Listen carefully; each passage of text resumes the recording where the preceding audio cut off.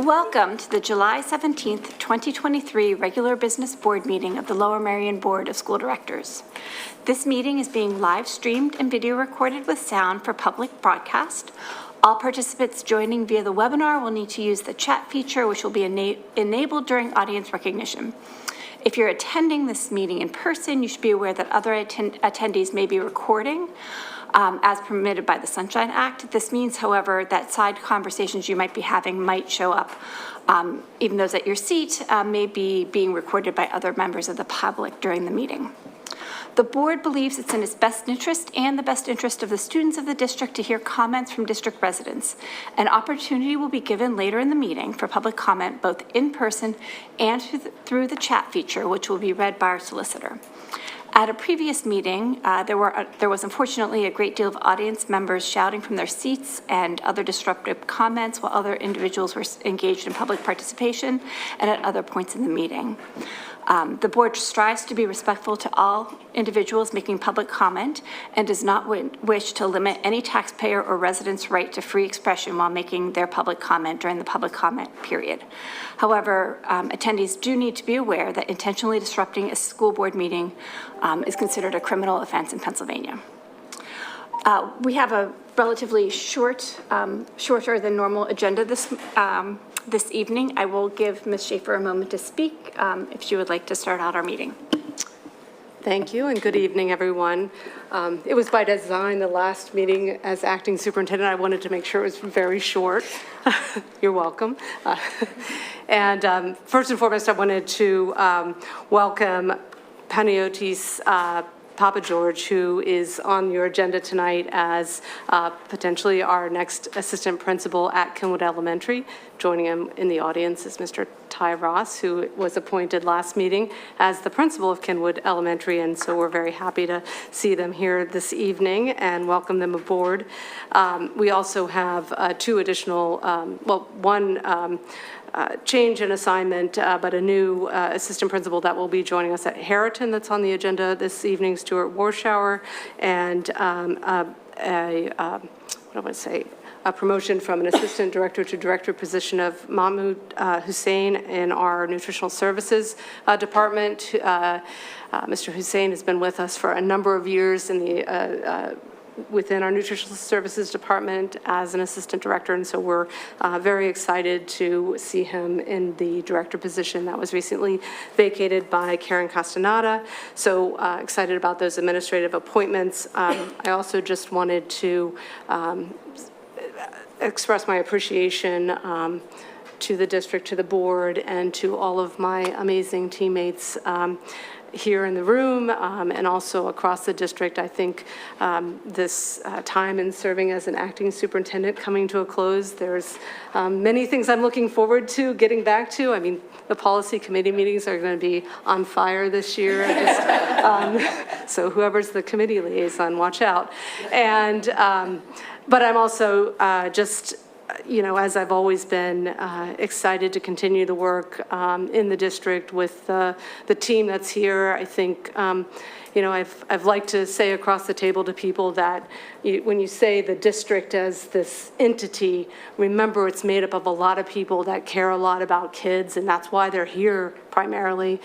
And at the end of the day, I'm a mom, I'm a taxpayer, and I care about public education, and that's the way a lot of us, operate, when we don't have our professional hats on. So, if anything, I just want that impression to be left with our community and with the board and with the people that I've had a chance to lead in this capacity, that at the end of the day, we're all humans and we all care a lot about this work, and I'm excited to continue to work in the district, and especially with Dr. Yanni, who I'd also like to just put a plug in because he's been here, he's getting to know the people here. I think he's going to hit the ground running, so I'm very grateful that he's spent some of this time in transition with us, and I know he's tying up a lot of loose ends where he is. So I'm looking forward to working with Dr. Yanni, and so again, I just wanted to say those words, and I appreciate the opportunity, and excited to continue to work here.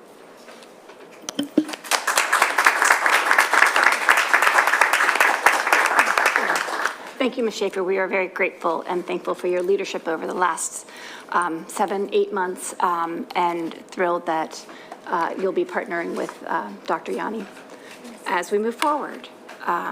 So next on our agenda are the committee meeting reports. As you know, in the summertime, we are much later on our committees. You may also note that our students are not with us. They are on summer vacation. They will be back, I believe, in September. They are on a rotating basis, so each year we have a junior. Since we started this, we've had a junior and senior every year, so I believe that you'll be seeing Ms. Simmons as we move forward next year, and there will be a new student representing Lower Merion High School. Since Ms. Wu is going off to college. So we only have one committee meeting report this evening, and it is, of course, the Facilities and Purchasing Meeting Report, which is our favorite long one, and I'll pass it over to Ms. Schaffmeister. Yes, thank you, Megan, for keeping it short so we could take longer. So we met, the Facilities and Purchasing, met on Thursday, July 13th, 2023, and the following items were discussed by the committee and recommended for approval by the full board tonight's meeting. We recommend approval of the list of bills. We reviewed the following items in the purchase report and recommended for approval $11,656 to JP Gallagher Construction for seal coating and striping the driveway that serves the cafeteria side of Harrington High School. $14,975 to FW Webb to supply and install custom ductwork for air handlers at Welsh Valley Middle School, pricing under CoStar's agreement. We reviewed the following district contracts and recommend for approval the renewal of these student services agreements. Still rehabilitation, 2-year renewal for through 6/30/25 for registered occupational therapists with year one, $67.46 per hour, and year two, $69.82 per hour, and a physical therapist at $67.46 per hour for both years. American Red Cross ending for 1 year CPR and first aid certification and recertification for special education paraprofessionals. Timothy A. Wood, MD, PC, for a not-to-exceed amount of $35,000, providing consultation medical services needed in support of the district. Karen Benzarella, providing occupation therapy services at $68.30 per hour. This is no increase from last year. The College Board Readiness and Success Agreement, and this is per the college school schedule for services for PSAT exams given in early October. This year, all 10th and 11th graders will be required to take the annual PSATs on a device. The renewal of educational services agreements for the 23-24 school year. And those include Efficiency software for 3 middle schools and Harrington High School for $11,860. Cengage Learning Inc., Gale, for district library resources for grades 9 through 12 for $28,000. Generation Genius K through 8 and science teaching resource that is paid directly from the school budgets. That's $8,000 for a total of $12,919. Curriculum Associates 1-year license renewal of elementary, middle school, iReady assessments and personalized instructions math for a per student amount of $13,357.50. Brick Workman Consulting for professional development workshops, school visits and coaching, development and management of foundations, and Just Words resources for not to exceed $36,000. Educational Vista Inc. 1-year license renewal of district degree of Reading Power online subscription for $19,188. Market Educational Resource for Connected Library Consortium CLC Shared Digital Collection membership for $8,000. ProQuest LLC of District ProQuest online licenses for all district libraries for $55,536.03. Capstone Classic District Pebble Gold license for district elementary and middle school libraries for $17,604.19. No Red Inc. premium site license for all middle school schools for $31,415. Newzella District subscription for Newzella for all secondary school buildings for $83,842. EBSCO renewal package, ultra online package for K through 12, academic search ultimate, MAS reference ebook subscription for $12,000. Delta Math Solution, Inc., district license for Delta Math Integral for all 6 through 12 teacher students for $8,500. Active Learning, Chem 101 digital license renewal for $11,800. Explore Learning Gizmos, District Gizmo Science Department license renewal for $9,085. Savas, 1 year digital delivery modified mastering A&P with Pearson eText for Essential of Human Anatomy and Physiology for both high schools at $9,975. IXL Learning Supplemental Online Math Resource in grade 5 for not to exceed $9,380. Seesaw platform for student engagement that inspires students of all ages to do their best and saves teachers time. Students use creative tools to take a picture, draw, record videos, and more to capture learning in a portfolio. Teachers find a creative activity to share with students, and families see only their child's work and leave comments and encouragement. And this is for $18,144. Dreambox Learning, an online math program for grades K through 12 for $63,645. Dr. Tara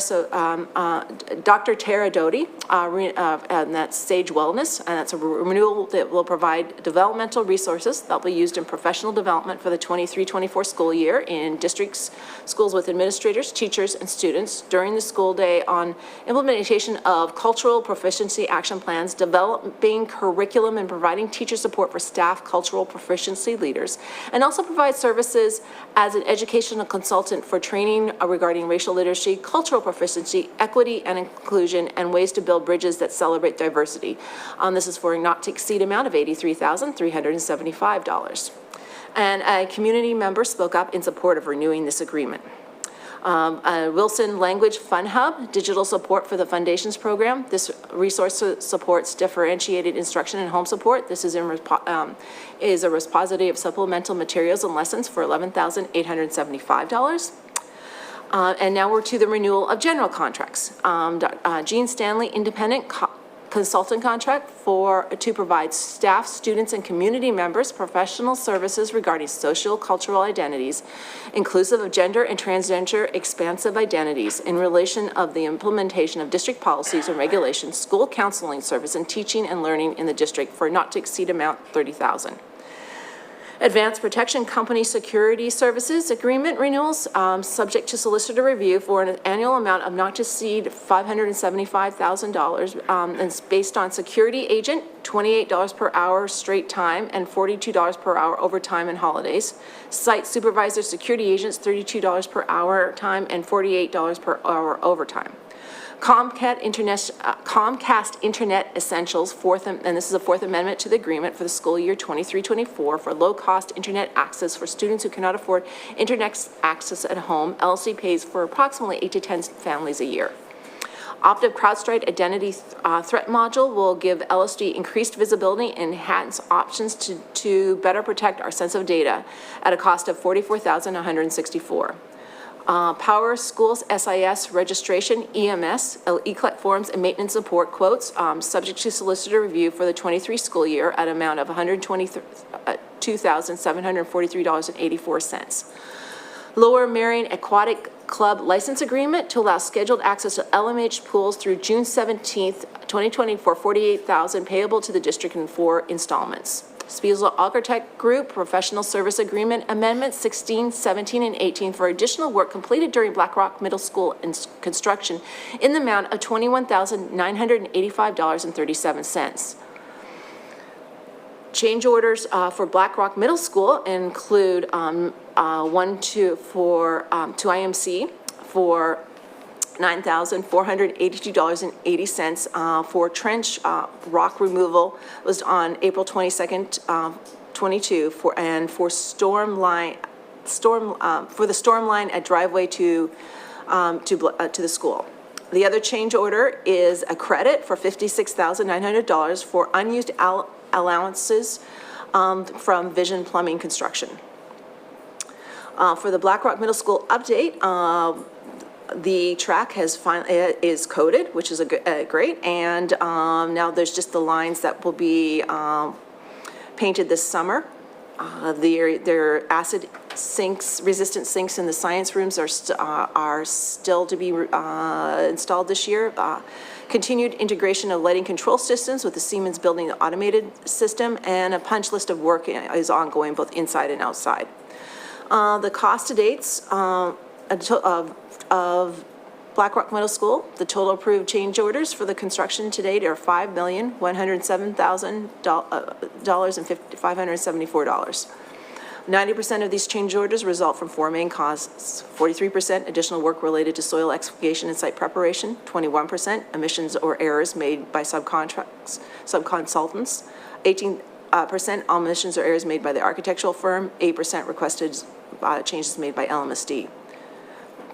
There are now $2,023,693 in claims made by contractors and $457,076 in claims made by Lmsb for work done on Black Rock Middle School. These amounts are currently under negotiations. Including all disputed claims, the total project cost is $106,162,435, which is higher than the projected cost, but lower than the original construction estimate. We had some community comments included a question about the job listing for the project manager position for $100,000 a year. The answer was that it's an existing position, which is a vacancy, and that is part of the care and upkeep of district-wide and long-term plans. And there was a request for the level of access under policy 713 to Oakville. Unfortunately, we don't have the staffing for coverage of unarranged access, but a group could submit an application as a community group under the policy, but it would have to go through the system. A question came also about the equity athletic versus non-athletic activities. And to say the district supports district supports for all students and cost supporting each type of activity. And the answer is that both are important to the district. We have schedules and sponsors which can show cost of athletic versus non-athletic programs. And the next facilities and purchasing meeting will be held on August 17th in this same room. If you wanted to look up any of these things, there's more details on the agenda from Thursday's meeting. And I thank you. Thank you, Ms. Schaffmeister. We can move on now. Next on the agenda would be the addition, if there were any additional agenda items, which we do not have this evening. And then next is audience recognition. So at this time, we will hear public comment. If you would like to speak at tonight's meeting and have not yet signed up with Ms. LaPera, please do so now. The sign-up sheet is in the back there. For those of you joining us via the webinar, the chat feature will now be open, and you will see a timer for 10 minutes appear on your screen. You can submit your comments and or questions via the chat feature. Please be sure, this is both for public in-person and via chat comments, to start with your full name and where you reside in the district. It's important in order for your comment to be shared. It doesn't need to be specific address, just neighborhood is perfectly fine. So Ms. LaPera, do we have any in-person comments for tonight's meeting? Yes, we do. We will start with Sarah Thomas, then Ruth Jenkin, Adrian Seltzer, and Holly Manzoni.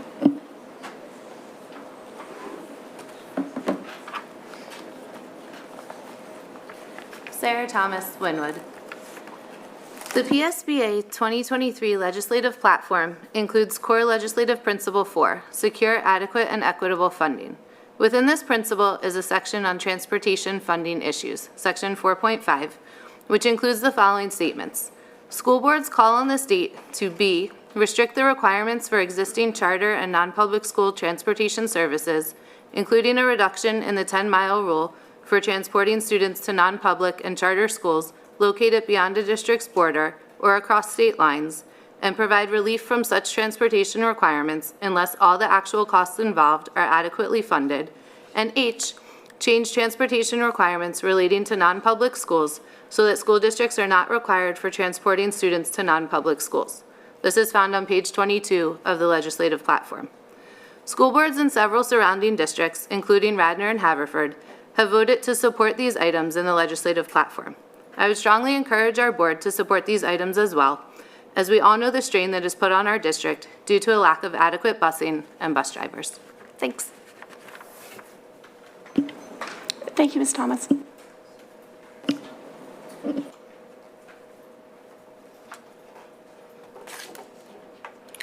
I'm Ruth Jenkins, and I'm from Wynwood.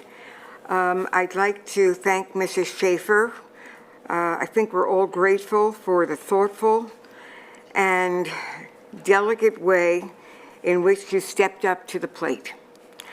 I also would like to talk about the trees at Oakwell. They're a legacy for future generations, and I would like you to let the new board work around that and not make a decision on this with this board, and give them an opportunity to assess the Oakwell Preserve. The other thing I was curious about was last session, you made a motion or a resolution about the time change. I don't know whether it was a motion or a resolution, whether it's binding or not binding. I'm curious about that.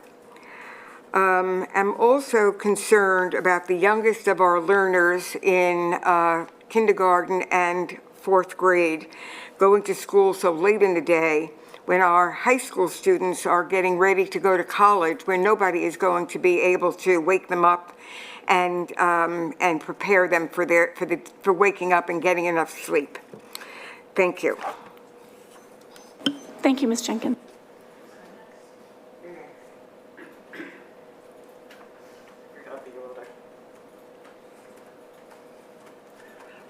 Hello, Adrian Seltzer, Wynwood. I haven't seen you guys in person in forever. I hope you're all doing well. I got so excited when I walked in late, of course, and saw a facilities purchasing meeting report and then audience of recognition, thinking that it was, you were able to chat through the Zoom at the facilities meeting. Much to my dismay, that's still not a thing.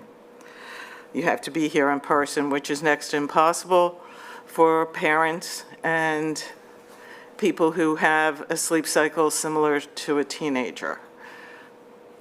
Okay. I'd like to welcome Dr. Yanni. I don't even know if he's here or not, as a taxpaying resident and also as the Vice President of the NAACP Mainline Branch. Now, back to tax-paying resident. If I can find the right thing. Yes. I would like anybody who's watching or any of you guys here who haven't seen it, please watch the short film by student Noah Forers about the student-led Oakwell movement. July 3rd was the hottest day on record on the planet.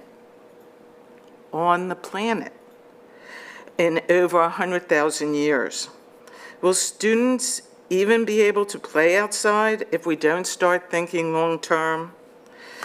How does spending tens of millions of dollars to destroy our historic and environmental oasis in our township make sense? And what is it also teaching our children to look at short-term gain without looking at the long-term consequences? I thank you. Thank you, Ms. Seltzer.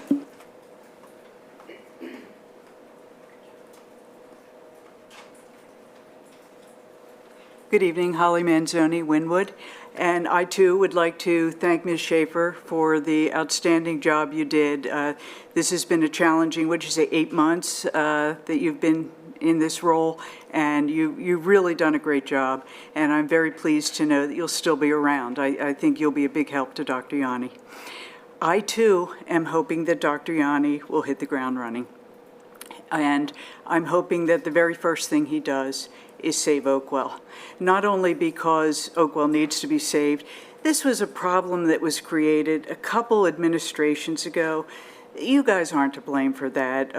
Ms. Schaefer isn't to blame. Dr. Yanni should not have to deal with this problem. I know when the decision was first made, it seemed like the right idea at the time.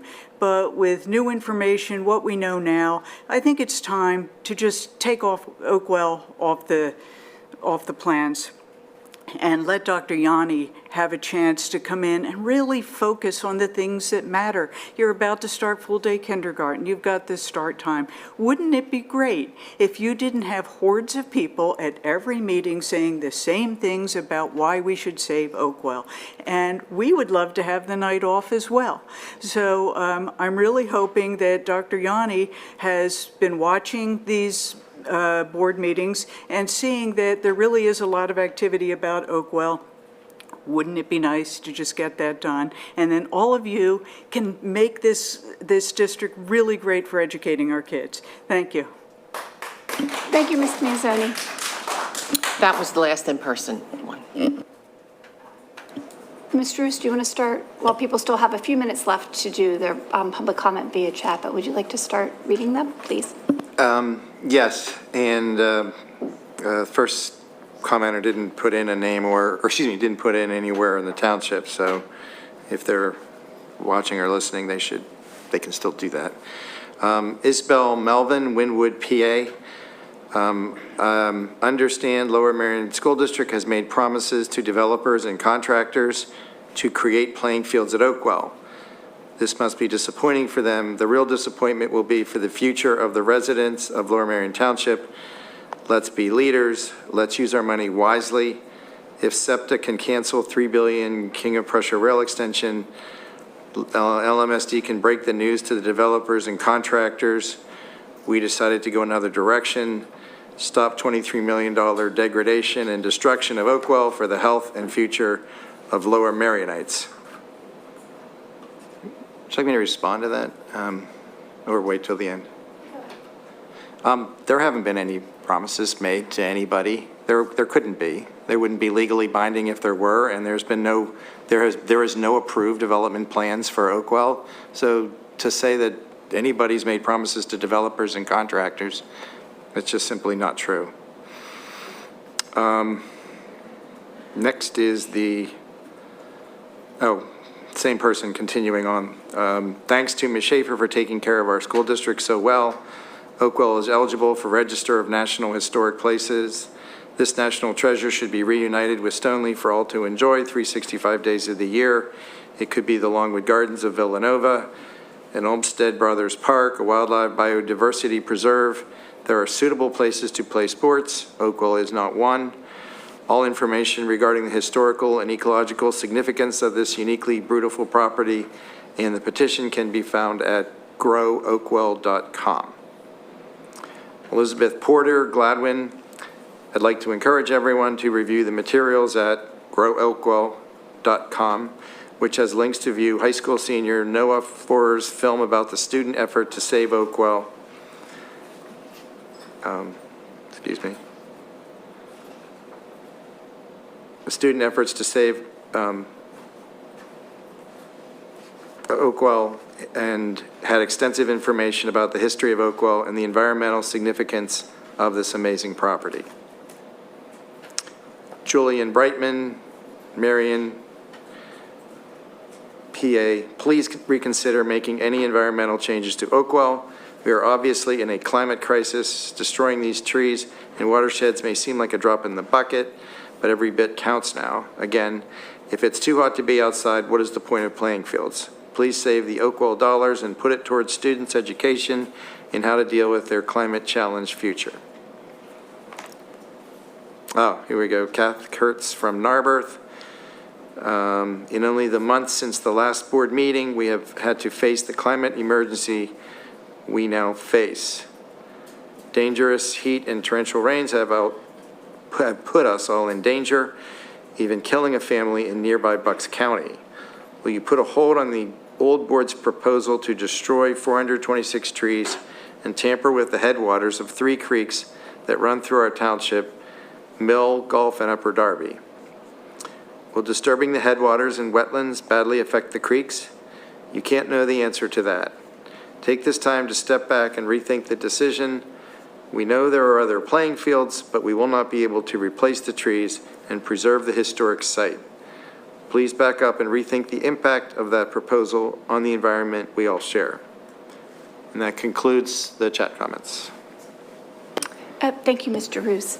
I wanted to follow up regarding the transportation. I think we noted at our last board meeting, or the update on the Healthy Starts, that the policy committee would be reviewing the transportation policy for the district this fall. And I think that the resolution is a topic that we can include in that conversation around the transportation policy, although it is outside of the bounds of what the district can do until the legislative platform that PSBA has put out is things that they're trying to get the state to change. Currently, there are very strict regulations around the state transportation, or the transportation policies around transportation for non-public schools and the distance that transportation makes outside of the school district.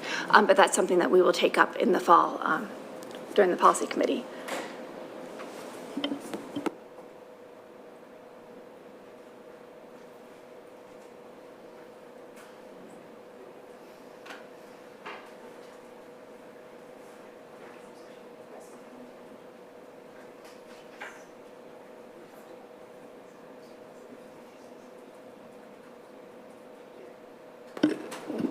Just to add some, hopefully, clarity to the status of the Healthy Start Time discussion, where we, the administration was tasked after, I believe, a February board decision to change start times in the order that's been presented on a number of occasions. At that time, the administration was tasked with looking at some potential, I would call relatively more minor modifications to that decision, which is what we presented ultimately in June, and which we are moving forward with for implementation. So it was, consistent with what the board had already authorized the administration to do, and so we were providing that update to the community with respect to those modifications, which I believe we've communicated since that time, and we know that that will be an important task ahead of us to make sure that we are regularly communicating what those times will be as we are able to finalize transportation routes at a student level over the course of the next school year. So on top of that decision and the subsequent modifications, we will be continuing our attempts to communicate all of that information to all students and families in preparation for the implementation beginning with the 24-25 school year.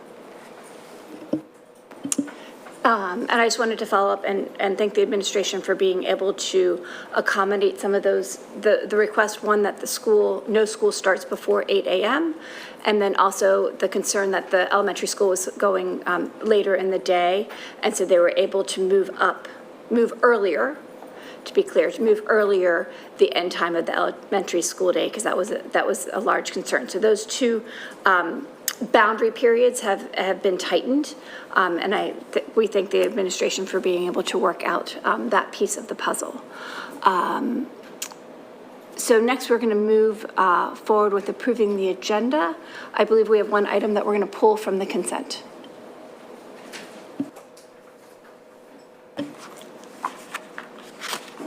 Yes, it's my understanding that the item J, approved under the, sorry? 12J under the facilities.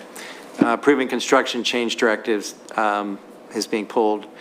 Did you want to take that first, or do you want to take that after? I think we should do that first. Okay. Currently, the resolution reads, approve construction change directives to Weatherproofing Technologies, Inc. for an increase in the not-to-exceed amount of $230,000 and a lump sum deduct amount of $129,817.33 for the Penn Valley Elementary School roof replacement. That motion could be either made as written, or it could simply, if you choose not to include the lump sum deduct, someone could simply make a motion to approve the construction change directives to Weatherproofing Technologies, Inc. for an increase in the not-to-exceed amount of $230,000, period. Do I have a motion to approve? I so move. Do I have a second? Second. All in favor? Aye. Any opposed? Any abstentions? Motion passes. So next, do I have a motion to approve tonight's agenda via consent? So moved. A second? Second. All in favor? Aye. Any opposed? Any abstentions? Motion passes. So now do I have a motion to approve the agenda via consent? So moved. A second? Aye. A second. Sorry, I'm thinking about something else. All in favor? Aye. Any opposed? Any abstention? Motion passes. Mr. Roos, can you please give a report on the Sunshine Act? Yes, the board met earlier tonight in executive session on numerous topics. One had to do with tax assessment appeals, specifically the 2024 district-initiated assessment appeals. One had to do with threatened litigation regarding a construction contract, and the third had to do with the Arnold Field, various Arnold Field litigation and threatened litigation regarding the lights. And thank you, Mr. Roos. I wanted to take a step back and explain the agenda item that we pulled out of the consent. Mr. Orlando, can you provide a little context? Sure. So the two items that were on there were not addressed at the facilities meeting because they were not identified till later that day. The one construction change directive, which is the not to exceed for $230,000, was to perform drain connection repairs and also wood blocking replacement as required of the project. This is unforeseen conditions that were not visible or detectable when with the old roof was in place. So this is on a time and material basis. The other one was, which I guess we didn't vote for, was the deduct for the recoating of the gymnasium portion of the project. Thank you for providing that. That is generally the end of our meeting. Our upcoming board meeting dates, which are held at 8 p.m. here in the District Administration Office.